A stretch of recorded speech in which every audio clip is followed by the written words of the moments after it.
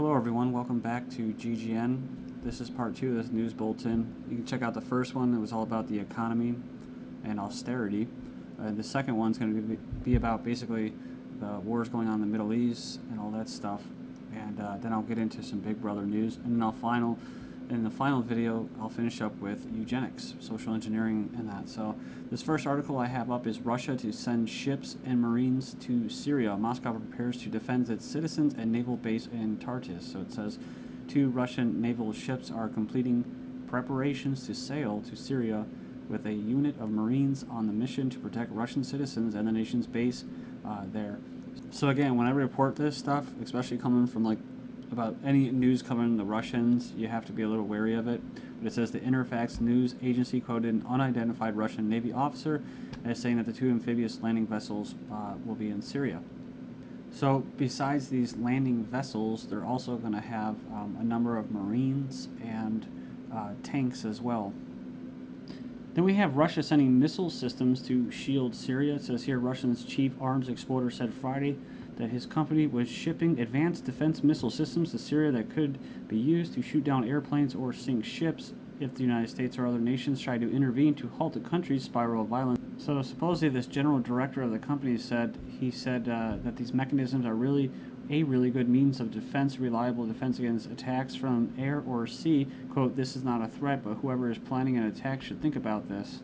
An independent military analyst in Moscow said the Russians' discussion of defense weapons shipments undoubtedly serves as a warning to Western countries contemplating an intervention. Quote, Russia uses these statements as a form of deterrence in Syria, he said, followed by another quote, they show other countries that they are more likely to suffer losses.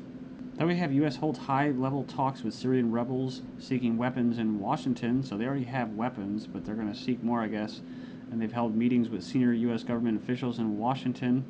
And they want what? The U.S. says here amounts on the U.S. to authorize a shipment of heavy weapons, including surface-to-air missiles, to combat Assad's administration. This is so cute, isn't it? The rebel emissaries, armed with an iPad, showing detailed plans on Google Earth identifying rebel positions and regime targets, have also met with senior members of the National Security Council, which advises President Obama on national security policy. So it says here the Telegraph has learned that advanced contingency plans are already in place to supply heavy weapons to the rebels, including sophisticated anti-tank weapons and the surface-to-air missiles. So this is interesting because I just covered about the CIA in there as well, now helping with logistics and how Libya has been used as basically a smuggling base.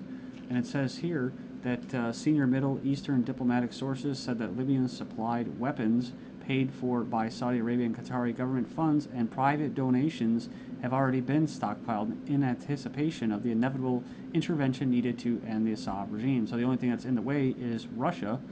And they said here that they refuse to bow to U.S. and British pressure to do more to arrest Syria's slide into sectarian civil war. So remember the recent connection I made, which was as long as the United Nations is in Syria, the violence will escalate. So now the UN is supposedly going to be pulling out, which means that they're pretty close to a regime change. But it could also mean that it's going to hit a whole new level of violence that is being orchestrated by what the government of Syria is calling terrorists. They're being armed from outside to get a regime change, and that's who these guys are. So it's just kind of ironic that these Western powers that are funding these rebels, like in Libya, are creating a civil war like in Libya. They're torn apart now. They're not united at all. And their country is in shambles. And now there's a haven for smuggling arms into other regime change nations for the West. But these Western powers are going to blame Russia for not interfering or intervening, right? So it's all Russia's fault that they're not going in there and helping this regime change take place. Obama to press Putin of Russia on Syria at G20 amid skepticism. I saw this picture. It was kind of eerie and creepy, but yeah, this is from Los Cabos, Mexico. A very luxurious place to be hanging out and deciding what the global government will do next. Now let's not forget too the picture that I've shown with the Al-Qaeda, supposedly an Al-Qaeda member walking with the United Nations. So, suspension of UN observer missions serves for Western next steps in Syria it goes on here and it says that it have basically suspended the patrols of his 300-member team. Washington says it's studying the next measures it would undertake to deal with the engineered crisis. So, problem, reaction, solution, and engineered crisis. So they're creating the problem, and of course they have the solution that will be divvied up by the CFR, Council on Foreign Relations, the RAND Corporation, and all these different types of think tanks. And I just caught this. Look at what they call it: towards a Syrian-led political transition. Well, let's see, if Russia's trying to not intervene here so that Syria can decide its own fate, then it's not a Syrian-led political transition if these guys, these superpowers, want to come in here and force it on them, right? That it's not Syrian-led, it's global government-led. So catch this, guys. This kind of just verifies what I was saying. Syria has said that violence has been remarkably stepped up since the arrival of the United Nations observers. So I keep seeing this article about without shunning aside military options, So either it's going to be a kind of a quick regime change, or they're going to get declare no fly zones and humanitarian corridors and all kinds of crazy stuff. Intelligence experts, NATO has options on Assad. And it goes on here and it says that a former Israeli intelligence chief has said EU and NATO countries can do more on Syria than complaining about Russia or imposing sanctions. So it goes on and it says here that Assad's generals, secret police, and diplomatic corps are still loyal and important minorities. And that outside the country, Russia, Iran, Shia Muslims in Iraq, and Shiites and Christians in Lebanon also want Assad to stay. While the West has been saying for the past year it cannot do to Assad what it did to Libya's Colonel Gaddafi because Russia is refusing to give it a UN mandate. So check this out. It says, but the Israeli contact believes the West does not need UN permission to make Assad loyalists think a tsunami is coming to sweep him away. So kind of like psychological warfare. Potential measures include moving a NATO aircraft carrier to the eastern Mediterranean. They've already kind of started to move stuff like that. They already have U.S. troops in Israel, I believe. It says here, Turkish military exercises on the Syrian border. They've had a big, huge one on in Jordan on the Syrian border. 14,000 troops or something like that, training for Syria. Moving Turkish army divisions to the border. Turkey has like their own little FEMA camps outside there too, right on the border. Conducting NATO reconnaissance flights in Syrian airspace, i.e. possibly reconnaissance drones, sending messages to Assad's generals via intelligence contacts that the world is serious about regime change. And what they're doing, remember I covered this before, the rebels, or whoever it is, they're actually posting members of this administration, basically the Syrian government, they're posting them, politicians and businessmen, they're posting their names and their personal information on Facebook. I mean, everything, their phone number, their address, and ordering to kill them. These are the rebels that are calling this, the peaceful activists. And finishing up, he says that Assad, if he knows that if he uses chemical weapons today, then the end is tomorrow. So, and he uses what? The West own little puppets, Saddam Hussein, remember, where Rumsfeld and them shaking hands and arming him with all those biological weapons that they gave him.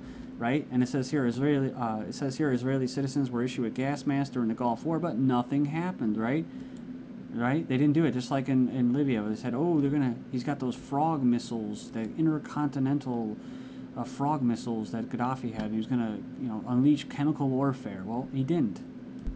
Now, a lot of times it's either it's like Western countries like the United States dropping bombs on Hiroshima or something like that, experimenting on them, or arming dictators to carry it out and then blaming the dictators when it's actually being funded and all the logistics are being carried out by the West. And finishing up with this article, they say, why not kill Assad? And it goes on there and it says that basically that there's rules about it and that the Russians haven't basically given them the go-ahead to carry out an assassination, so they can't do it.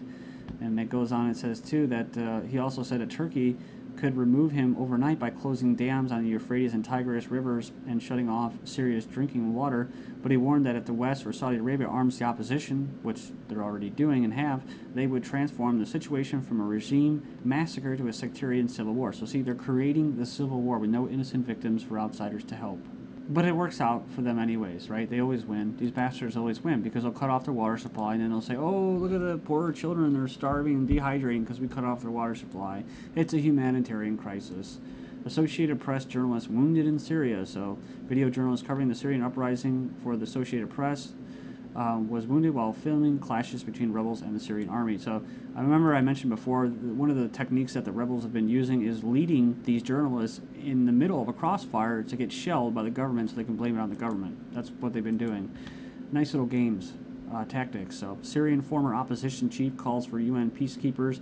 The former chief of the main opposition Syrian council on Saturday urged the United Nations to deploy peacekeepers, that's armed peacekeepers most likely, after UN observers suspended their mission in the country, saying that it's clear that one cannot rely on unarmed observers. This is from June 14th. U.S. military completes planning for action in Syria, saying how they would have troops conduct a variety of operations against Syria or assist neighboring countries. Then we have Egypt's military issues decree giving vast powers to armed forces but few to the president. So remember last video I covered basically saying that the Muslim Brotherhood was a Western proxy, so it's their own little puppet government, and they got in. Israel deploys tanks along the Egyptian frontier. Israel deployed tanks along its frontier with Egypt yesterday after a gunman killed an Israeli construction worker in a cross-border ambush.